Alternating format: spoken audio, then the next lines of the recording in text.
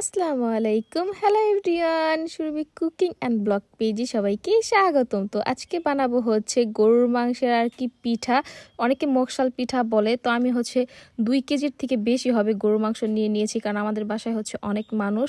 তো ফ্রেশ গরুর মাংস নিয়ে নিয়েছি, একদম হাঁস চবড়ি ছাড়া। তো এর মধ্যে দিয়ে দিচ্ছি লবণ, আদা রসুন বাটা আর হচ্ছে মরিচের গুঁড়ো, হলুদ মরিচের গুঁড়ো আর কি আমাদের মিক্স করা থাকে। তো এটা হচ্ছে মিক্স করে আর কি আমি প্রেসার কুকারে একদম ভালো মতো হচ্ছে 2-3 সিটি দিয়ে একদম সিদ্ধ করে নিয়েছি। এটা আমি ভিডিও করতে ভুলে গেছি। আর হচ্ছে এর মধ্যে পেঁয়াজ, কাঁচামরিচ, নর্মালি যে মশলাগুলি লাগে রান্না করতে ওই মশলাই, নতুন কোনো মশলা দেই নাই। খালি একটু দিয়েছি হচ্ছে ধনিয়ার গুঁড়া, এলাচ ধনিয়ার গুঁড়াটা আর কি দিছি। তো বেশি করে আর কি কাঁচামরিচ এর মধ্যে দিয়ে দিছি, কারণ পিঠার মধ্যে যে ঝাল ঝাল না লাগে তাহলে কিন্তু ভালো লাগবে না।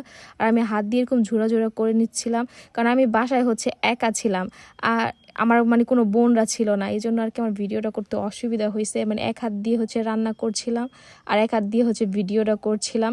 তো আমি হচ্ছে ভিতরের পুরটা বানিয়ে নিব আর দিয়ে দিচ্ছিলাম হালকা একটু টমেটো সস। এখন বানিয়ে নিব হচ্ছে ময়দার আর কি খামিরটা। তো দিয়ে দিয়েছি হচ্ছে একটা যে কোনো মুদির দোকানে এই ময়দাটা পেয়ে যাবেন, খোলাও কিন্তু পাওয়া যায়, কিন্তু প্যাকেটেরটা ভালো, আমরা সবসময় প্যাকেটেরটাই ব্যবহার করি।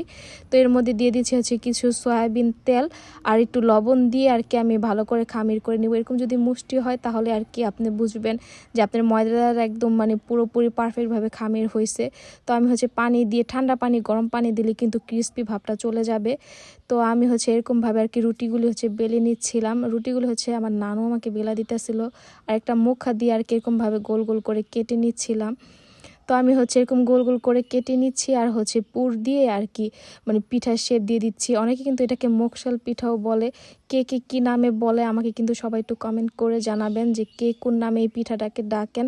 আমাদের এখানে মকশাল পিঠা বলে, আবার হচ্ছে গরুর মাংসের পিঠা বলে। তো আমি আবার একটা ডিজাইনের কাটার দিয়ে এরকমভাবে একটু ডিজাইন করে নিচ্ছিলাম। তো এখন আমি একটি কড়াইতে দিয়ে দিচ্ছি রান্নার রেগুলার সয়াবিন তেল, আর দিয়ে দেবো পিঠাটা। একদম কিন্তু হালকা আছে আর কি ভাজতে হয়। আমি কিন্তু পিঠাটা আগে বানাইনি, ফার্স্ট টাইম বানাইছি। এখন গায়ের উপরে এরকম দেখা আমার জানি কেমন লাগতেছে, ভাল লাগতেছে না।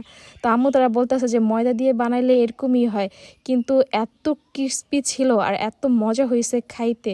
তো কেমন হয়েছে আমার রেসিপিটা সবাই একটু কমেন্ট করে জানাবেন। Thank you for watching.